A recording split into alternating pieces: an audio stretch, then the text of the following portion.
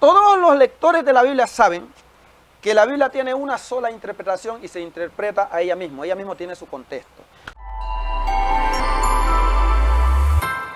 Dios me le bendiga a los amados amigos, a los amados televidentes. Que la paz y el amor del Señor Jesús esté en sus corazones, en sus hogares y en sus ministerios. Les saluda a su humilde servidor, el evangelista Pineda River, en este programa El Shaddai. Mis amados hermanos, vamos a tener un tema hoy en día, más lo vamos a centralizar a la iglesia. Un tema en el que vamos a hablar acerca de la voluntad y la plenitud de Dios sobre la humanidad, tanto como del creyente, así como también del no creyente, Para esto vamos a estar visitando el libro de Proverbios, capítulo 1, versículo 7, lo vamos a estar leyendo. Y vamos a lecturar la palabra de Dios en el nombre del Padre, en el nombre del Hijo y del Espíritu Santo. Que el Señor sea añadiendo bendición a esta palabra, a este corto mensaje. Dice, el principio de la sabiduría es el temor de Jehová. Los insensatos menosprecian la sabiduría y la enseñanza. Que el Señor añada bendición a esta palabra. ¿Por qué vamos a hablar acerca de este tema? Acerca del temor de Jehová unido a la voluntad de Dios y a la plenitud de Dios. ¿Por qué este tema? Porque, amados hermanos, por muchas veces no profundizar este tema, como siervos de Dios, procedemos delante del Señor de una manera quizás arrogante, de una manera quizás autoritaria, creyendo que Dios hace lo que nosotros queremos, o que Dios está sometido a nuestra voluntad. Ahora bien, vamos a parar un momento allí y vamos a dar la explicación acerca de la voluntad humana y acerca de la voluntad divina. De la palabra voluntad se la divide en dos partes. Por ejemplo, tenemos la voluntad del hombre, que es la voluntad humana, pero también por otro lado tenemos la voluntad espiritual. En este caso entra la voluntad de Dios. Entonces, según el diccionario de la Academia Española, gloria a Dios, la voluntad es la inconstancia y la tendencia de cambiar, o sea, de tener la autoridad de cambiar algo que no me gusta o que no estoy de acuerdo y que tengo dominio y lo llevo por el poder y el dominio y la autoridad que tengo sobre algo, lo hago a mi forma, lo hago a mi manera porque veo que es mejor. Esa es la voluntad. En este caso, cuando hablamos de voluntad, de la voluntad del hombre, es decir, que el hombre que no tiene a Cristo camina según su voluntad, procede según su voluntad y hace las cosas y cree según su voluntad. Mientras que por otra parte tenemos al creyente. El creyente se dice que se ajusta, se encamina, se acomoda a la voluntad de Dios. Bien, la voluntad de Dios sobre la humanidad es de que todas las personas le entreguen su corazón, hagan lo correcto, hagan lo bueno y hagan todo lo que es correcto. Esa es la voluntad de Dios. Todo lo bueno, lo amable, lo puro, dice la Biblia, que esa es la voluntad de Dios. Mientras que la voluntad del hombre es contraria a la voluntad de Dios. Sin la guía del Señor, sin la guía del Espíritu Santo, un ser humano, si no le ha abierto su corazón al Señor, siempre va a vivir conforme a su propia opinión, según los rudimentos del mundo, su voluntad, o sea, la voluntad humana. Mientras que la voluntad de Dios es distinta.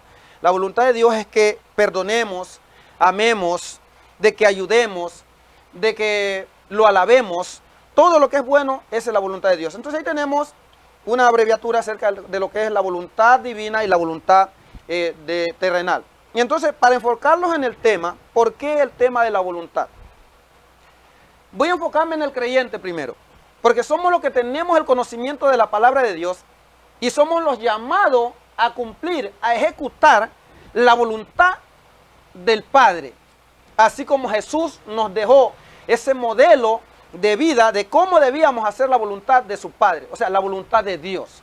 Ahora, a veces como creyentes creemos que porque Dios nos usa y tenemos un conocimiento elocuente acerca de la palabra de Dios, y porque Dios muchas veces nos complace varios caprichitos, entonces creemos que Dios hace lo que nosotros le pedimos.